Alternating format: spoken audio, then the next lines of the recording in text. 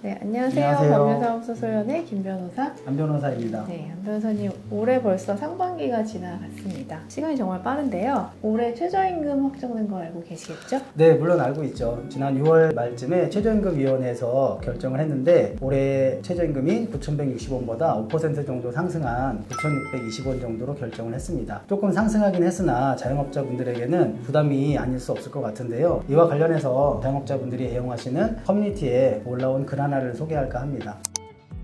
어떤 분이 편의점을 운영하고 있는데 인건비적인 측면에서 부담이 되다 보니까 현재 일하고 있는 알바생에게 시간을 조금 줄이고 대신에 한 명을 더 뽑았으면 한다, 이런 고민 섞인 글이 올라와서 화제가 되고 있습니다. 안 변호사님이 소개시켜 주신 글에서 점주가 알바에게 제안한 내용, 근무 시간을 줄이자는 것이 인건비를 줄이는 것과 어떤 관계가 있는 것일까요? 요즘에 자영업자분들이 고민하고 있는 일명 쪼개기 알바와 관련된 글인데요. 이제 내용이 이렇습니다. 우리나라에서 이제 보통 한 주에 평균에서 15시간 이상 근로를 하게 되면 하루를 유급휴일로 지정하게끔 돼 있고, 그때 지급하는 것이 주휴수당이라고 하는 건데, 이렇게 주휴수당을 지급하지 않기 위해서 기존에 고용하던 근로자의 근로시간을 줄이고 대신에 근로자 수를 좀 늘리는 겁니다. 쉽게 예를 들면 어떤 한 사람을 고용해서 일주일에 30시간씩 일을 시키게 되는 상황에서 한 사람의 근로시간을 10시간으로 줄이고 대신 2명을 더 고용하는 겁니다. 그러면 결과적으로 한 사람이 근로하게 되는 시간은 10시간 정도밖에 되지 않기 때문에 모두에게 주휴수당을 지급하지 않아도 되는 것이죠. 근로기준법에서는 아까 안 변호사님 말씀하신 것처럼 사용자가 주 15시간 이상 근무한 직원에게 유급휴일을 주어야 하고, 이와 같은 주휴일에 해당하는 수당을 주휴수당이라고 합니다. 2023년 최저임금이 9,620원으로 결정되었기 때문에 주휴수당을 포함한 최저임금을 시급으로 계산하면 한 11,500원 정도 될 텐데요. 네, 그렇죠. 방금 전에 제가 설명할 때 쪼개기 고용으로 이런저런 편법을 쓰는 것처럼 설명을 드렸어요. 근데 그게 작년 국감에서도 문제가 됐었는데, 맥도날드와 같은 유명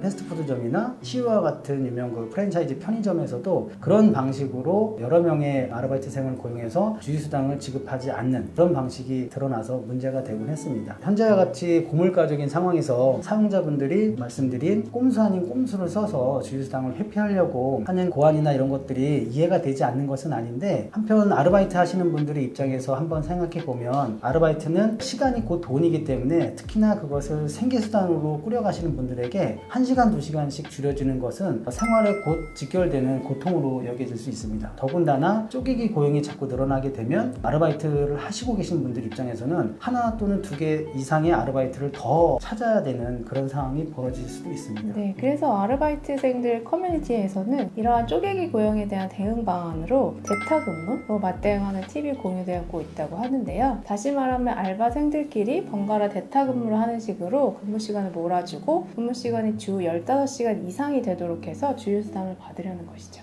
방금 말씀하신 것처럼 그런 글이 아르바이트하는 커뮤니티 상에서 서로 오가는 것을 알고 있는데요. 조금 전에 제가 말씀드린 것처럼 사용자 입장에서 쪼개기 고용을 하는 것에 대응해서 근로자 입장에서는 일하는 시간을 서로 몰아줘서 15시간 이상을 채우게끔 하는 편법 아닌 편법을 쓰고 있는데, 안타깝게도 그렇게 적용해서 15시간 이상을 채운다고 하더라도 현재 근로기준법상에서 주휴수당을 받기는 곤란할 것 같습니다. 그 이유는 15시간 이상 근로시간을 채워야 된다라고 할 때 그 15시간은 근로계약을 처음에 체결할 때 미리 산정해둔 소정 근로시간이라는 것을 가지고 판단하기 때문에 그때그때 임시적으로 근로시간을 채운다고 해서 그 소정 근로시간이 변경되는 것은 아닙니다. 따라서 그렇게 일하는 시간을 서로에게 몰아준다고 하더라도 주휴수당을 받는 일은 좀 어려울 것 같습니다.